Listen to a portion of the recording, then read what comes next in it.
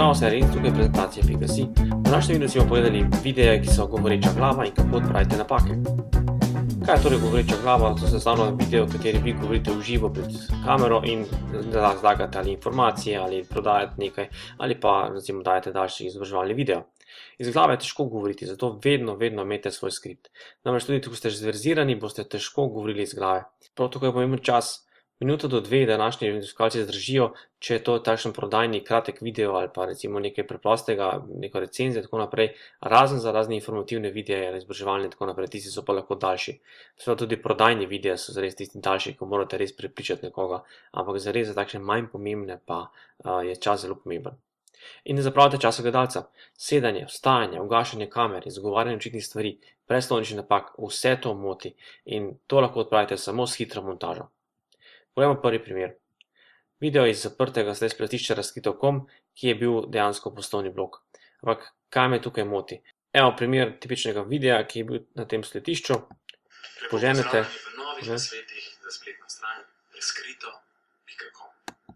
Torej tole in potem tudi na začetku. Pravi vstajanje, vsedanje, da ugasnete, prižgete kamero, tako naprej. Poglejmo do konca.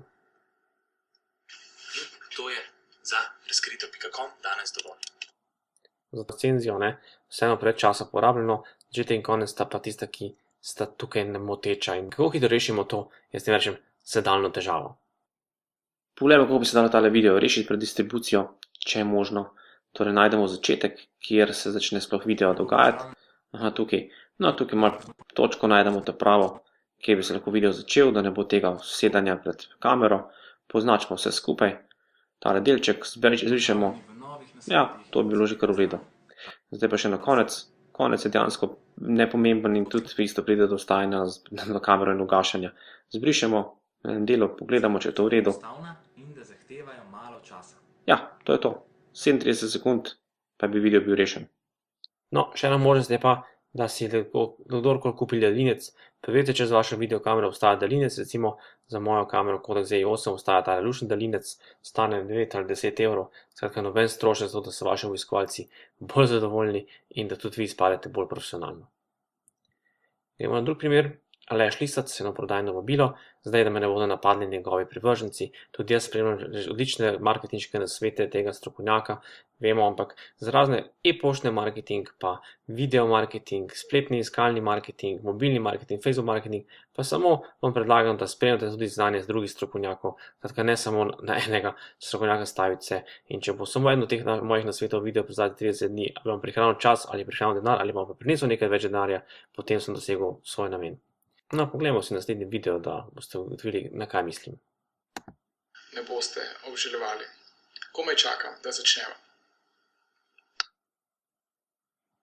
Ste opazili, Video je tisti, ki ne laže in če ste tam utrujeni na samem videu, boste to težko odpravili. Potem, če imate neko določeno serijo, neke določene nasvete, pa imate skozi enako obleko oblečeno, potem video, kjer ste malo drugače oblečeni, dejansko izstopa ven in če res ni bil nekaj posebnega, ni primer, tako da to treba malo paziti. In konec tukaj spet bil tisti, ki se ga da hitro odrezati. Rešitve, utrujen videz premaga samo naspanost, medtem ko lahko si pomaga tudi s kakšno kremo in takšen trik vam povedal, ki ima povšeč tako ženskam in moškim v enem od naslednjih videov.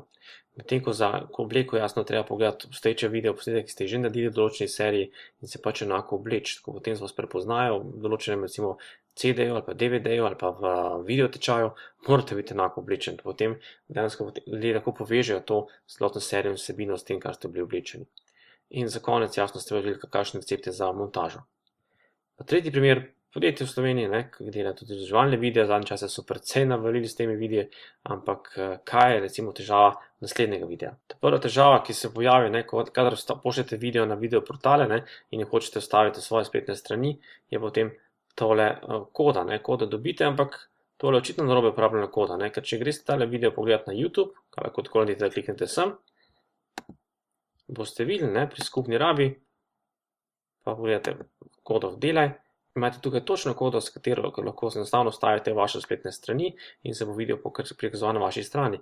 In na tej strani tole očitno ni dobro uporabljeno, ker tale črni rob okrog in s tem se tudi izgubili eno četrtino ali pa eno petino višine strani, ki bi lahko bila bolje uporabljena.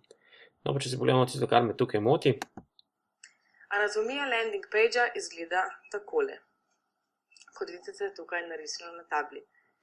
To se pravi, ne ponavljate tistega, kar je že na ekranu, ne? Ker to ljudje vidimo, vse nismo neumni. Ne? In zgubljeno je tukaj dobrocenih 9 sekund videa, marsikdo bi zdaj že zapustil video, oziroma če bi gledali statistiko tega videa, sigurno je to zapustil video. In kako potem se tole rešiti?